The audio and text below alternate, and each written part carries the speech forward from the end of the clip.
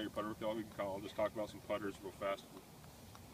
A couple of these things, little stuff that I do. Obviously there's a little bit difference in the, we get to the balance of putters. What kind of stroke you have sometimes dictates what kind of putter you might want to buy. His is pretty close, but his would probably be considered more of a face balance putter. And typically these mallets usually are. So face balance typically it means it's kind of more of a back and just square to square kind of putter.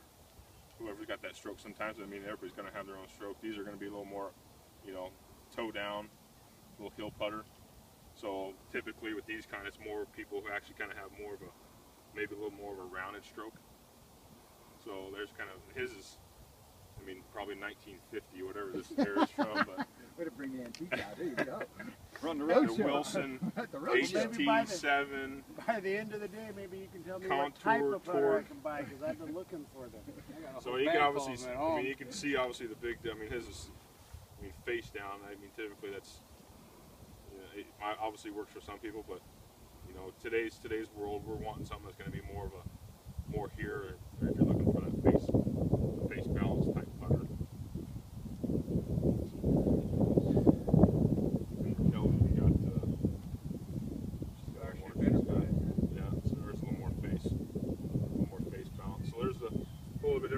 So you can check the balance on some birds. If you're going shopping looking for something, always test it, because that's kind of dictates a little bit what kind of stroke you might be having. So next time you purchase a putter, it's something always to keep in mind. Does the handle have anything to do with it? That's just the weighting, not really. You're going to see a lot more today's market. If you see it even on tour, those what they call the super stroke putters, or the putter grips. So you're a little bit more getting something similar to that, a little bit more bulky. A lot of guys are going to grips that are a little bit bigger, so it takes away the hands, because we don't typically want to get a whole lot of hand action in the putting. We want more of a shoulder, so those bigger grips kind of separate your hands a little bit and soften them up, so it gets a little more of that sway, which is our shoulders, and really getting those hands into it.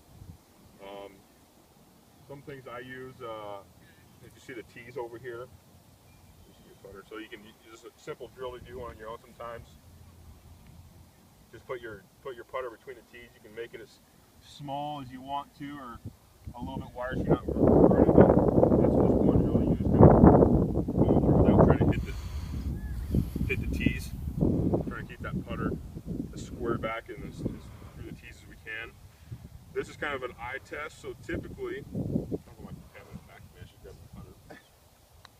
so everybody can stand over here, and we'll do this. So there's kind of two spots that I like to see eyes over the ball. So that's a spot there. So I like to see more of our eyes probably in this vicinity, or you can get over the ball a little bit. Some guys maybe get too far over it. So if I do, if you put a ball there. Ball test here. If I think I'm over the ball as square as I think, my ball should be hitting that ball. Some people might think they're over there, might be too, but no, we're way over. So typically I like to get, so the ball test is a good one. I like to get my eyes, and it's a mirror here so you can see it. My eyes typically right over the ball, or just a little bit on the inside. If it's right over the ball, it's typically people who've got a little bit more kind of straight back and straight through. If it's a little inside, it might be a little, people have a little bit more of an inside and around kind of putting stroke. But if we can get our eyes similar, close to that, as over the ball as we can, that's ideally is what we want to be. We don't want to be back here again and way over it this way. So that's just another, I call it the eye fit system. It's a good putter, but it's a good view, so you can actually see your eyes off this mirror right here, okay?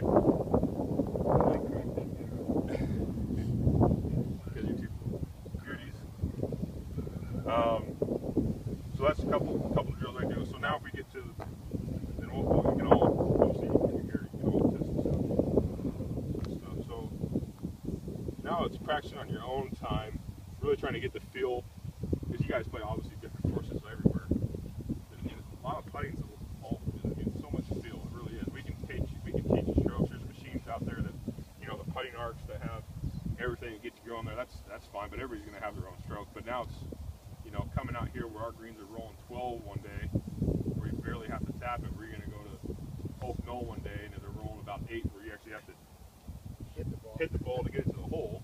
I mean, it's just all trying to learn the green speeds of really what the places you're going to play, and then obviously, you know, your visions of where, obviously, the breaks in the green and stuff like that. And I typically, when I start teach, I kind of teach.